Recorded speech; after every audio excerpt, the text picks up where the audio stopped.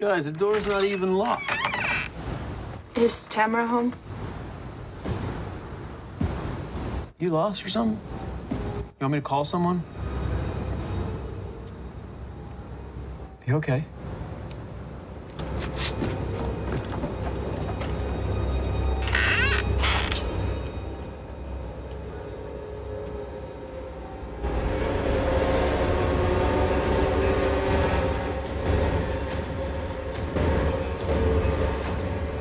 Same girl? Yeah. Where are the kids? What? Did they wander off?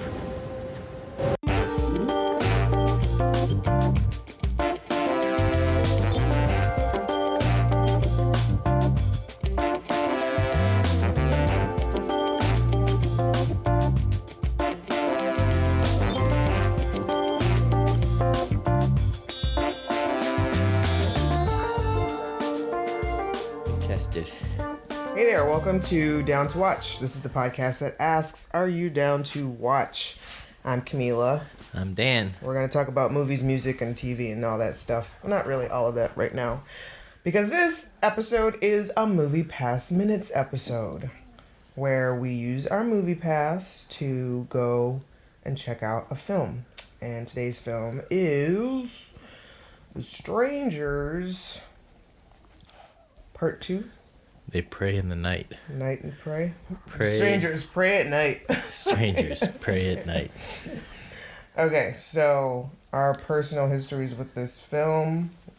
If you guys have been listening to the podcast for a while, we did review the first Strangers. Yes. And that's like one of my favorite horror films.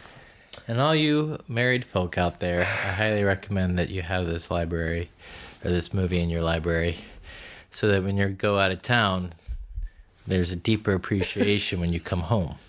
Yes. Because my biggest fear is that Camille watches The Strangers while I'm out of town. I've done that and once. then orders pizza and forgets.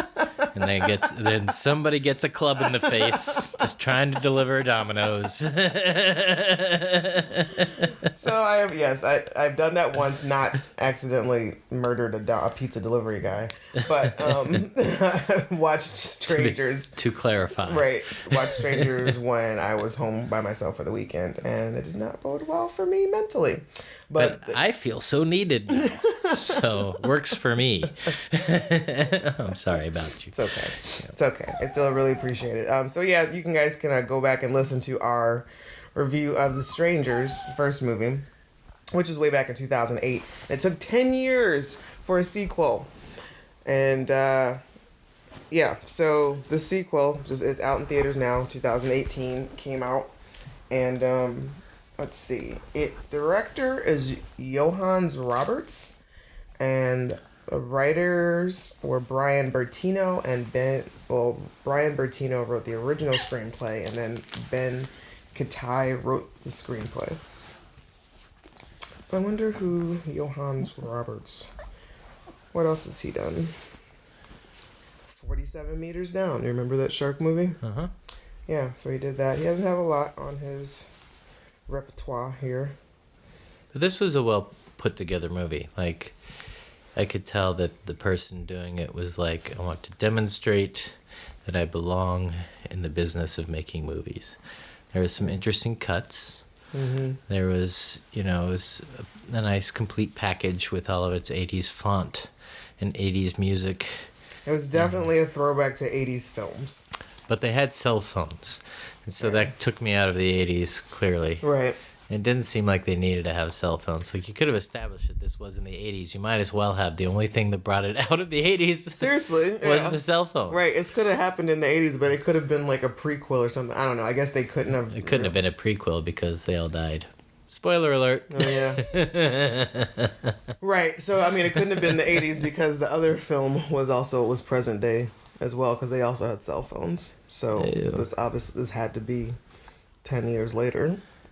Also present day. Interesting. So yeah, so like we said, it's a heavily throwback to the 80s as to where it's just from the fonts to the score to camera shots and angles, like crash zooms and just like a lot of the camera movement was very 80s horror film. And there were also like a lot of, hopefully it was just done on purpose, like a tongue-in-cheek kind of thing. Like there was a scene that was directly from the movie Scream. There was, I caught, like homage to The Exorcist and probably a Friday the 13th movie and Halloween. So yeah, so there was a lot of that in there. But I mean, still, I was tense. Oh yeah, it was a very suspenseful movie. Yeah. And there's a few times I jumped out of my chair. There's a couple times you jumped out of your chair too. I think the one, because you rarely ever jump out. Right? You rarely jump, and that got you good. They did. They did. I let out a full. Oh my god. And the only reason why that didn't get me because that part was in the trailer, so I knew it was coming. There you go. So we have our stars are Christina Hendricks. You may remember her as Joan from Mad Men. She plays the mom, Cindy. We got Bailey Madison, who plays the daughter, the snot-nosed brat, Kinsey. We have Martin Henderson, who plays the dad, Mike, who I feel like Hollywood just kind of interchanges him with Josh Stewart. And Lewis Pullman is Luke, the brother. It's funny you say Josh Stewart because I was thinking David Conrad, another Pittsburgh actor, or ties to the region. Yeah. So I do want to say this much about the actor and the character, I guess I should say, that played the father. I feel like the audition for that was like, give us your best, somebody just kicked me in the nuts voice. Because there's several times where it tightened. You could, in his voice, his balls went up into his body a few times. Yeah. There's some intense moments for that poor guy. There were. It was really bad. And like we said, there's going to be some spoilers here. So, but yeah, the scene in the car where... yeah, like a wooden post goes through his stomach. Yeah. And then he's pinned into the car with a post through his stomach. And then like, the killer comes through. Right, it just sits down, tries to find the right song to kill him too. It takes a while. What's up is like... For a minute, he almost kept it on sports. Right. I was like, what? This is talk radio. Why is it? Right, he's just looking. Are they going to tell me the game score? Nope. Okay, moving on. I mean, it was so... The guy's in a tie with like a burlap clown sack on his head. It was so weird. I think one of the things what I really find scary about these movies is the fact that it's those masks, for one. Right. And they're real people, they're humans, and you know, and they're so damn good at what the fuck they're doing. Right, the stealth, the clown ninja school they must have gone to become assassins. It was crazy. Because they do that stealth thing well. Right, and they have no real reasoning behind doing what they're doing. Right, why not? Yeah. Right. So, like, I love how they're in position where they could kill their prey, I guess, but then they choose not to, or they don't. It's just like they play a game with themselves to see how close they can get. Right. How many times they can get as close without them knowing. Like, they're enjoying themselves. They're having their own game. Right. If you will. It's like, how much can I freak them out by just standing here? Yeah. And looking at them with this weird-ass mask on. Right.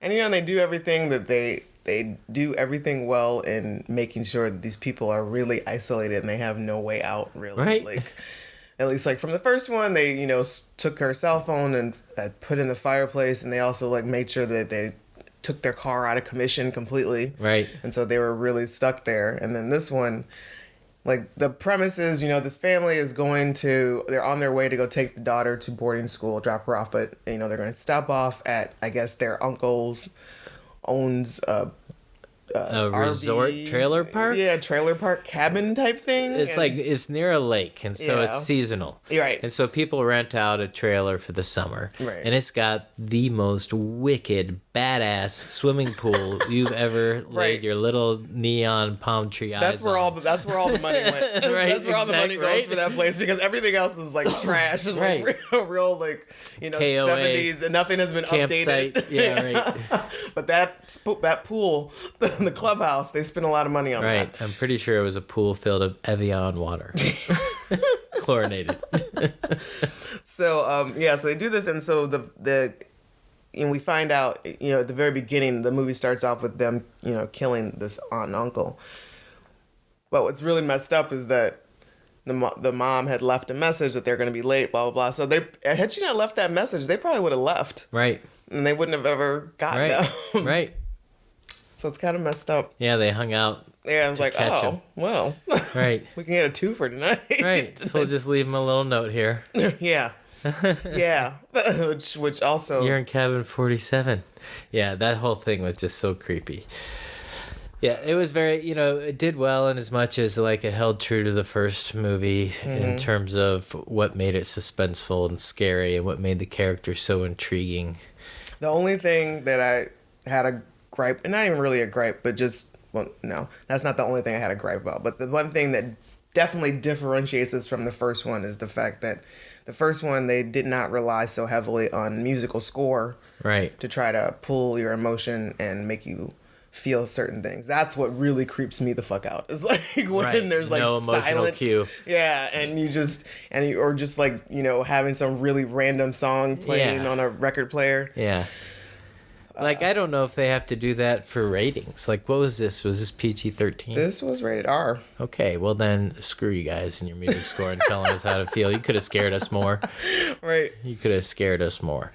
So, I mean, take that, producers. Now you know. If you're doing Save some suspense, lack of music is sometimes suspenseful. Yeah. Save a little cash. Exactly. Alfred Hitchcock didn't pander to his audience like that. I beg to differ. Oh, yeah? Okay. That's a whole nother podcast, the Hitchcockian way. Pandering. Yeah. But yeah, so, and there's, we do fall into a lot of the horror film tropes, the whole screaming, leave us alone. And, Oh, yeah. You made a good point after that. Like, somebody needs to put a big note up on the writer's room. Right. Says, you can't scream, leave me alone, or leave us alone. Right. At the villain. You also can't scream, leave us alone, when there's only one person. When you're by yourself. Right. So, writer's room. Do better. Yeah. But yeah, I mean, but it was worth it on a couple of different levels. I mean, one, it was still a good scary movie. Even if you didn't see the first one, you didn't need to see the second one. And it was fun seeing it on the big screen, munching on popcorn with you. Yeah. Second thing is the first one was, we talked about this a little bit right afterwards, like the first one was all in just the cabin. Right. And it was all about these attacks from within and building suspense from one room to the other, and you had to rely a lot more on under the bed scenes and in the closet scenes. I And still get chills. a whole different kind of set of shots and setting.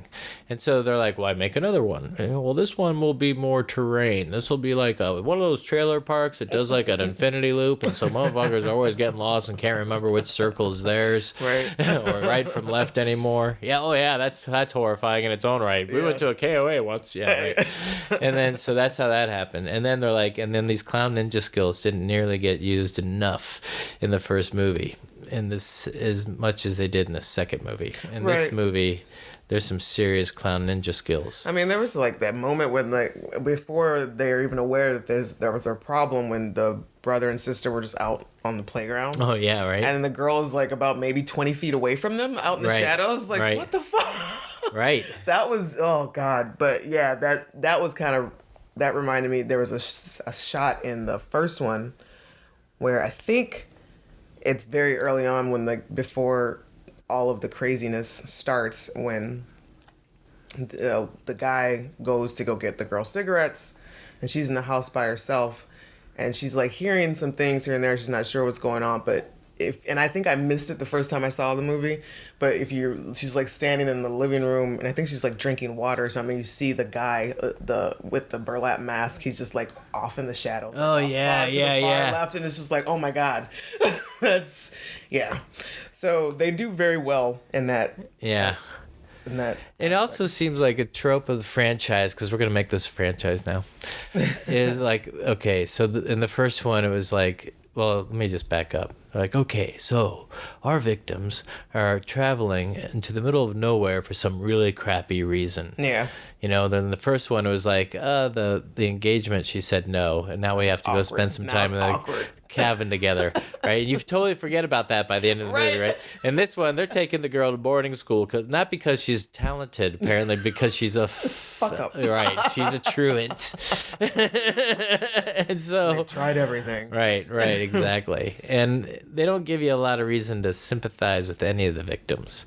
In both movies, I didn't feel terribly sympathetic towards any of the victims, but you were rooting for them because the other guys were just that creepy. Right. It was an interesting, I don't know. It's just, so, there's that. That's interesting that you say, that you didn't sympathize or empathize with them too much. Like, the first one, I could see that, I wasn't really feeling too much sympathy for them, but, like you said, because this is like a really jacked up situation, like, you don't want them to die, but you're still rooting for them to survive this thing. Right. But this one, that pool scene, like, and I'm not gonna go into too much detail about it. It's a really great scene. Like if you watch this film, when you get into the scene where the pool don't go pee. Right, that is really good in its own right. There's so much tension and suspense that's built up in that moment, and the young boy's finally getting the brother's finally getting his comeuppance, and he's like found his fucking nuts, right? and he's starting to actually fight back. But when he gets stabbed and he's in the water and they're playing, Bonnie Tyler, Total Eclipse of the Heart, and because they've flicked on everything. So it's like, instead of, and I really appreciated this touch, instead of just them playing this song, and it's like, oh, this is an overlay in the movie. It's like, okay, this song is being played in this area, in the pool setting. Right. And so when the boy is like dipping down into the water, the song like fades out. It's like you're hearing it the underwater. Sound goes with the camera. Yeah, exactly. That was an awesome effect. Which was amazing. And that's when I really started to feel really badly for him. And I noticed like I was really like, you could hear the music underwater. Yeah, and it took you underwater. Yeah, and that's it for you. You were done then. I saw you reach for your. Like, I need my water wings. This is terrible. Yeah. He doesn't deserve this. I thought about that when it was going on. I was like, oh, that's a familiar sound to me, but it's like a happy sound. I'm like, I'd totally be kicking this clown's ass underwater. I'm so comfortable underwater, right? But if you're not, like, that's a huge anxiety, right? I thought about that. Yeah. So, but all in all, I thought it was a solid movie. Like, I'm glad we went ahead and saw it. But I'm looking here at the reviews on IMDb, and I'm surprised. I'm not really surprised that this didn't get a lot of love. Like, it's got 5.8 out of 10 stars on here. Huh. But the original one also didn't do that well either. It's like 6.2, and I just don't understand, like, why? How? Because there's not a big scary monster. There's not a bunch of CGI effects. This is good old-fashioned storytelling. Right. You didn't need, really, outside of one pyrotech, you didn't really need much for this movie. No. It's about the story. Right. And the characters. And that's, they could have put a little bit more money into... I guess that's why they had all that money for the music soundtrack, because they didn't have to put it into graphics. Right. They had a lot of like practical effects, and I didn't need a bunch of CGI or anything like that. It's good old-fashioned camera work. Yep. I was a little dismayed by the ending. They could have done a little bit better with the end, but it was a good movie, and I don't see anything. There's no trivia. Really, except for the fact that this film was announced like way back in 2009. Oh wow! And then it took this long to finally get and Liv Tyler was supposed to be in this one, but I don't know. I'm glad she wasn't. Yeah, that would have been weird. And that the boy, the son, is Bill Pullman's son. Oh, interesting. Yeah. I was wondering why he looks so presidential. You may know Bill Pullman as every TV president, or basically just Independence Day, I guess.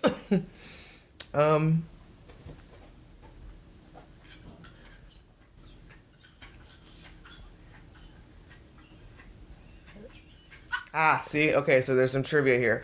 And well, like I said, when Kinsey's trying to escape Dollface in the cop car, Dollface knocks on the window and waves the car keys. This scene pays homage to 1996 classic slasher film Scream. Oh, yeah. Right. It did. There was a lot of that. And you said Exorcist and the street lamps. Yep. There's also, it says, the primary setting for the film is Gatlin Lake, and Gatlin is also the name of the town in Children of the Corn. Oh, interesting. So it was an homage to scary movies. Yep. And I think, again, like, I feel like the director took this film very seriously. Yeah. So, good on yous guys. So yeah, that's pretty much it. I would give it a star rating of like, I'm kind of pushed between 3.5 and 4. Out of 5. Oh. Yeah, I mean, for scary movies, this was kind of exactly what I want in a scary movie. It was a perfect scary movie for me. Yeah? I mean, it wasn't Cabin in the Woods, but Cabin in the Woods is funny, too, and so it's not entirely scary, right? It's kind of its own. And so, I don't know. I mean, for me, it's a solid 4. Okay. It's just, I mean, there were just certain things that really... I don't know. I didn't see the trailer, and I swear to God, she's like, we've only just begun. I was fell the fuck out. I thought she was safe in that tunnel.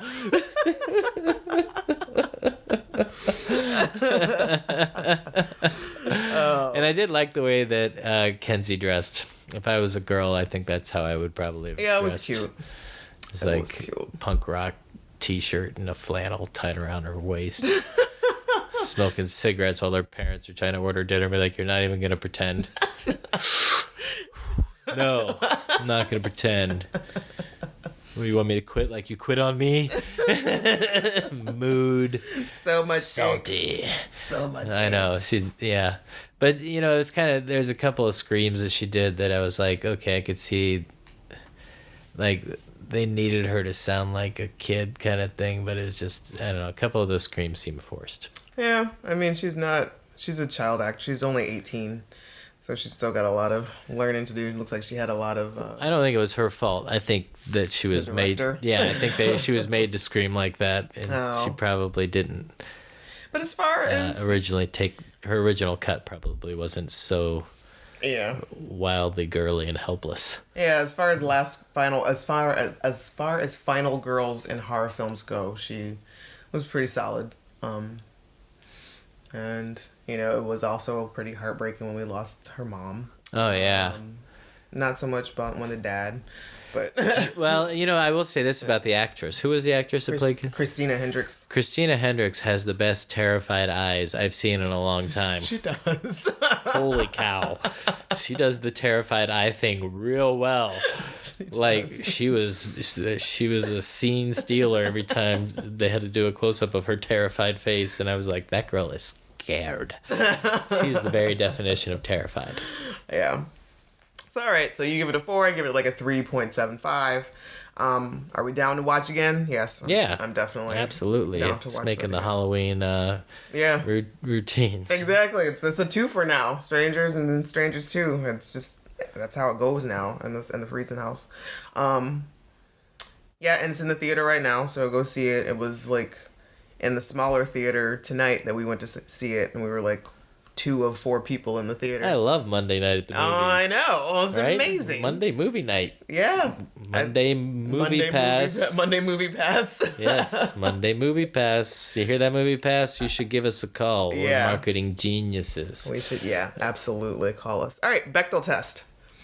Number 2 you guys know what it is by now. It has to have at least 2 named women in it. Yeah. Yes. Kenzie and Mom, Cindy. Cindy. I think was her name. They talk to each other. Yes. Yes. About something other than a man. Yes. About her troubles. And then arguably, I mean, the killers didn't give their names, but they were major characters. And so I think the name qualifier is that means that they're a major character. No. I don't think so. I think it's just more because they go as Dollface and Pinup Girl in the credits. That's their names. So Dollface then was the one that talked to Kenzie. Right. And they did talk about something other than a man. Talk about why are you doing this? Why not? Yeah. I think to me that is the epitome of the scariness of it. They had no reason. The nihilism. Yeah, just like, why not? Right. Yeah, in the first one, you were home. Right. Like, that's just really, it's nothing grandiose, like, oh, we're following the prophet, blah, blah, blah. Right. Well, I don't know. I wanted to take it all the way there, but okay. So clearly we have Cindy and Kenzie. Right. And they talk about something other than a man. They talk about her future. Right. And her past. And Right. they talk about them damn selves. Mm-hmm. And they also talk about cigarettes and quitting them. And yeah. Yeah, it definitely passes the Bechdel test. Yeah, I think so. Yeah. It wasn't that hard. Really. No. You know? It was like a handful, 2 handfuls of characters. Right. And passes the Bechdel test. Exactly. The movie was a total 1 hour 25 minutes. Right. Doesn't take much. No. You know, people, it really doesn't take much to pass the Bechdel test, but it's amazing how few pass it. I know. That's ridiculous. All right. So that's where we'll leave you. Go see The Strangers Pray at Night. And if you want to let us know what you think about it, you can get at us on Twitter at DTW Podcast. And most certainly do not knock on our freaking door. Tamara ain't here. Nope. Tamara ain't never going to be here. Ain't no Tamara here. There might be a Colt 45. There's a Smith and a Wesson. That would be... yeah, or you can also go to the Facebook page, Down to Watch Podcast. Smith and Wesson are here, but not Tamara. Right. That's our new doormat. Can make millions. And you can also listen to past episodes of the podcast on iTunes or Libsyn. It's hidden under Rugged Angel Productions, and Rugged Angel is one word. All right. So thank you for listening, and hopefully we'll be more consistent with these movie pass minutes and do some more movie Mondays, and since the weather's getting better.